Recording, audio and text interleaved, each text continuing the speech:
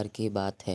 एक बार एक अध्यापक एक संपन्न परिवार के शिष्य के साथ कहीं जा रहे थे, तो उस शिष्य को कुछ मजाक सूझी क्योंकि उसको रास्ते में किसी गरीब मजदूर के जूते दिखाई दिए।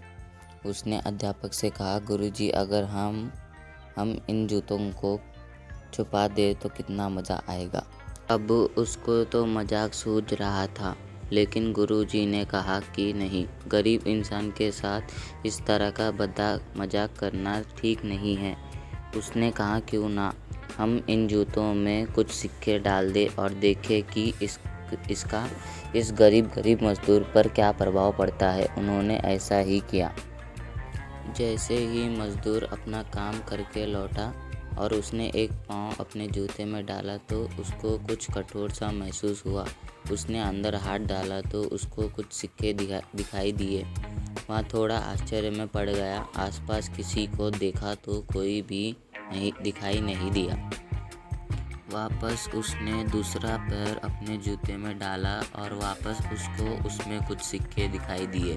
अब दोनों जूतों के सिक्कों को उसने अपने हाथों में रखा और प्रभु की तरफ इशारा किया, ऐ प्रभु, पता नहीं किस भले मनुष्य ने यहाँ सिक्के मेरे जूते में छिपाए हैं, लेकिन जिसने भी छिपाए हैं उसको मेरी दुआ है, ताकि इन पैसों से मैं अपने बच्चों और पत्नी के लिए कुछ खाना और दवाइयाँ ला सकूँगा।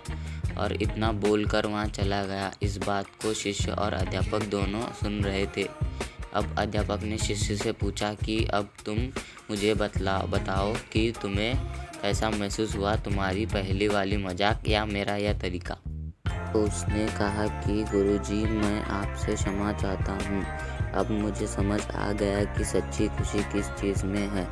जब हम किसी की मजाक उड़ाते हैं तो हमें कुछ पल का आनंद मिलता है, लेकिन इससे हमें बद्दुआ मिलती है। लेकिन अगर हम किसी की मुश्किल परिस्थिति में मदद करते हैं और जिसकी भी हम मदद करते हैं उसको भी नहीं पता कि हमने उसकी मदद की है, लेकिन अंदर ही अंदर हमें पता है कि हमने उस इंसान की मदद की है।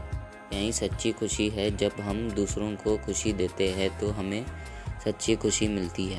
दान करते रहिए जिसके भी आप काबिल हो। जितना भी आपसे बन पड़े दान करें, लेकिन दान ज़रूर करें। इसका मतलब यह नहीं है कि आपको कंपलसरी या अनिवार्य रूप से इतने रुपए दान करना ही चाहिए, क्योंकि हर किसी की ज़रूरत अलग अलग हो सकती है। अगर आप किसी को पैसों का दान नहीं कर सकते तो कम से कम कुछ चीज़ों का दान तो कर ही सकते।